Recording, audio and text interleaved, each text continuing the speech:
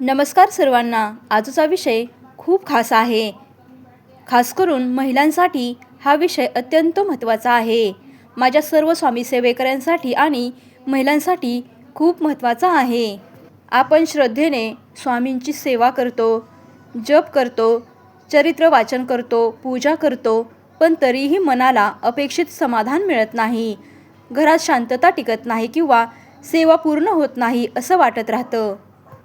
याचं महत्त्वाचं कारण म्हणजे आपली श्रद्धा कमी असते असं नाही, तर आपल्या हातून काही छोट्या छोट्या चुका होत असतात. या छोट्या चुका म्हणजे स्वामी सेवेला थांबवणाऱ्या चुका. आणि स्वामी सेवा ही फक्त विधी नाही, ती शुद्धता, संयम आणि सातत्यावर चालणारी एक पवित्र साधना आहे. म्हणून आज मी तुमच्यासोबत स्त्रियांनी स्वामी समर्थ महाराजांची सेवा कशी करावी, ही स्वामींची सेवा करत असताना चुकूनही करू नये अशा 10 मुख्य चुका मी आजच्या या व्हिडिओमध्ये तुम्हाला सांगणार आहे. त्यामुळे हा व्हिडिओ शेवटपर्यंत नक्की पहा. त्याचप्रमाणे शेवटी मी स्त्रियांसाठी स्वामी सेवेतले मुख्य नियम सोप्या भाषेत सांगणार आहे, जे तुम्ही रोजच्या जीवनामध्ये सहज पाळू शकता. जय श्री स्वामी समर्थ. चला तर मग पहिली चूक कोणती आहे ती पाहूया. पहिली चूक म्हणजे मासिक पाळीच्या काळामध्ये पूजा, जप, चरित्र वाचन करणे. हा विषय थोडा संवेदनशील आहे, पण सत्य आणि नियम सांगणं गरजेचं आहे.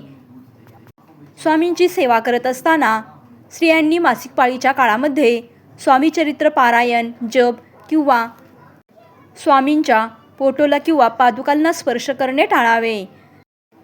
कारण या काळामध्ये शरीराची नैसर्गिक शुद्धीकरण प्रक्रिया चालू असते आणि त्यामुळे या अवस्थेत पूर्ण शुद्धता राहत नाही आणि यामुळे स्वामींच्या सेवेमध्ये व्यत्यय येतो. पण याचा अर्थ असा नाही की त्या दिवसामध्ये तुम्ही स्वामींपासून दूर राहावे, ते अजिबात नाही.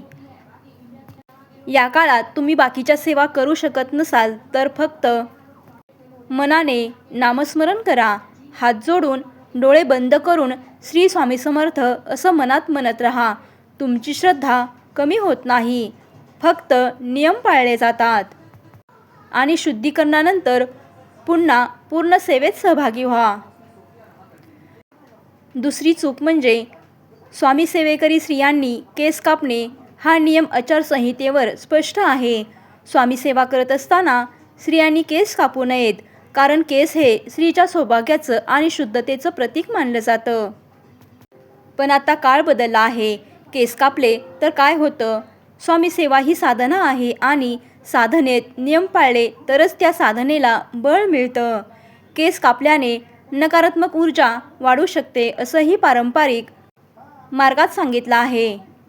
त्यामुळे नैसर्गिक लांब केस ठेवा. आठवड्यातून 2दा तरी तेल लावा. केस स्वच्छ ठेवा आणि सर्वात महत्त्वाचं म्हणजे मनात मी स्वामींची सेवेकरी आहे हा भाव ठेवा. तिसरी चूक म्हणजे टिकली लावणे आणि हळदी कुंकू न लावणे. बघा, अनेक महिलांना टिकली लावायची सवय असते. जवळजवळ सर्वच महिला टिकली लावत असतात, पण स्वामी मार्गात टिकली टाळावी असं सांगितलं जातं, कारण टिकली ही इतर परंपरांमध्ये जास्त दिसते. स्वामींच्या सेवेमध्ये हळदी कुंकू हे सौभाग्याचं आणि शुद्धतेचं आणि भक्तीचं लक्षण मानलं जातं. त्यामुळे सकाळी स्नान झाल्यावरती कपाळावरती हळदी कुंकू लावा आणि फक्त बाहेरून नाही तर मनही शुद्ध ठेवा. कारण कपाळावर कुंकू असूनही मनात राग, द्वेष असेल तर सेवा अपूर्णच राहते. चौथी चूक म्हणजे सौभाग्य अलंकार न धारण करणे. बघा, हा मुद्दा खूप महत्त्वाचा आहे. स्वामी सेवेकरी स्त्रियांनी सौभाग्याचे चिन्ह आणि अलंकार जपले पाहिजेत. म्हणजेच शेंदूर, बांगड्या, मंगळसूत्र आणि शक्य असेल तेवढं सौभाग्याचं पालन करावं. रोज पूजेनंतर बांगड्या, कुंकू आणि सौभाग्याचं चिन्ह नीट ठेवा. पाचवी चूक म्हणजे नित्य जप आणि चरित्र वाचन नियमित न करणे. खूप जणी म्हणतात आज वेळ मिळाला नाही, उद्या करेन, पण स्वामी सेवा उद्यावर चालत नाही, ती आजवर चालते. दिंडोरी प्रणीत मार्गानुसार रोज किमान 11 माळी श्री स्वामी समर्थ जप करणे आणि किमान 3 अध्याय चरित्र वाचन करणे बंधनकारक मानलं जातं. आणि हा नियम फक्त सांगण्यासाठी नाही, तर हा नियम तुमचं मन स्थिर करण्यासाठी आहे. कारण रोज जप केला की मन शांत होतं, घरातील नकारात्मकता कमी होते. स्वामींच्या सेवेसाठी दिवसातून 15-20 मिनिटे जरी दिली तरी चालेल, पण रोज करा. सतत तुटकपणा आला तर सेवा कमजोर होते. 6वी चूक म्हणजे मांसाहार किंवा अशुद्ध आहार घेणे. स्वामी सेवा ही शुद्धतेची सेवा आहे. त्यामुळे शक्यतो शाकाहारी नियम पाळणे महत्त्वाचं आहे. काही महिला म्हणतात, मी पूजा करते पण घरात बाकी लोक मांसाहार करतात, मग काय करायचं? शक्य असेल तर घरामध्ये मांसाहार बंद करा आणि शक्य नसेल तर तुम्ही स्वतःसाठी तरी शुद्ध आहार ठेवा. परान्न टाळा म्हणजे इतरांच्या घरचं खाणं कमी करा.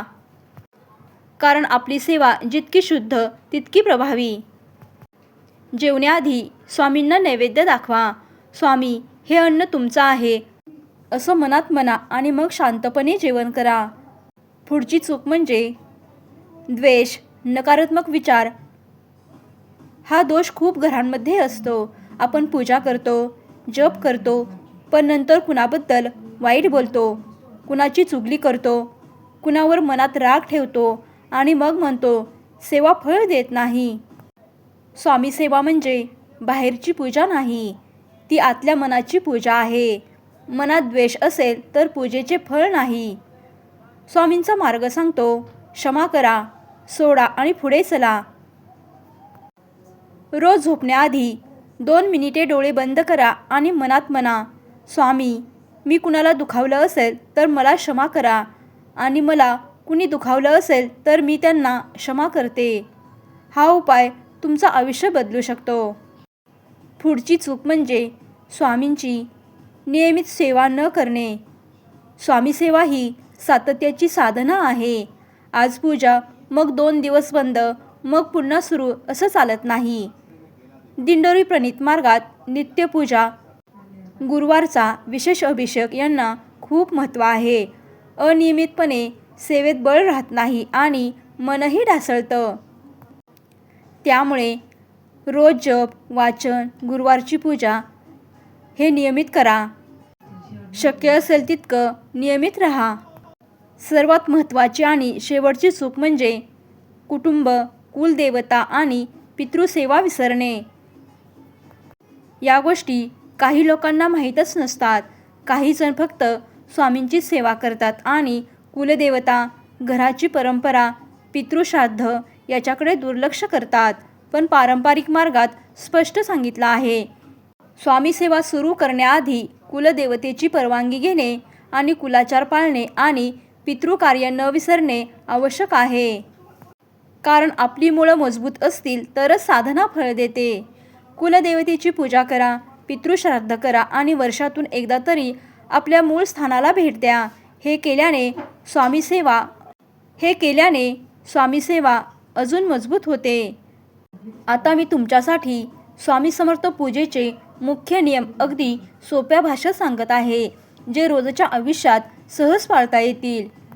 पहिला नियम म्हणजे पूजा सकाळी सूर्योदयानंतर करा किंवा संध्याकाळी करा, पण शक्य असेल तर सकाळचीच पूजा करणे उत्तम मानले जाते. गुरुवार हा स्वामींचा विशेष दिवस मानला जातो, त्यामुळे गुरुवारी पूजा अधिक श्रद्धेने करा. दुसरा नियम म्हणजे पूजेला बसण्याआधी स्नान करा, शरीर शुद्ध ठेवा आणि कपाळावरती हळदी कुंकू लावूनच पूजा करा. तिसरा नियम म्हणजे दीप, धूप प्रज्वलित करा. दीप म्हणजे प्रकाश आणि प्रकाश म्हणजे सकारात्मक ऊर्जा. चौथा नियम म्हणजे स्वामींची सेवा करत असताना फुले, तुळस आणि शक्य असेल तर पंचामृत नैवेद्य अर्पण करा. पण लक्षात ठेवा, महागडं नैवेद्य महत्त्वाचं नाही, श्रद्धा महत्त्वाची आहे. पाचवा नियम म्हणजे पूजा करताना मनात शांतता ठेवा. मनामध्ये कोणाबद्दल वाईट विचार आणू नका. सहावा नियम म्हणजे रोज जप आणि चरित्र वाचन करा. हे स्वामी सेवेतलं मुख्य बळ आहे. सर्वात महत्त्वाचे म्हणजे स्वामी सेवा ही भीतीने करायची गोष्ट नाही, ती प्रेमाने करायची गोष्ट आहे. पण प्रेमासोबत तुम्ही नियम पाळले तरच सेवा फलदायी होते आणि स्वामींचं वचन म्हणजे भिवू नकोस, मी तुझ्या पाठीशी आहे. तुम्ही नियम पाळून निष्काम सेवा केली तर स्वामी तुमच्या घरात सुख, शांती आणि समाधान नक्की देतील. ज्या महिला स्वामींची सेवा मनापासून करतात त्या महिलांसाठी आजचा हा व्हिडिओ खूप महत्त्वपूर्ण आहे. सांगितलेली संपूर्ण माहिती तुम्हाला आवडली असेल तर हा व्हिडिओ महिलांना नक्की शेअर करा. श्री स्वामी समर्थ. जय जय स्वामी समर्थ. धन्यवाद.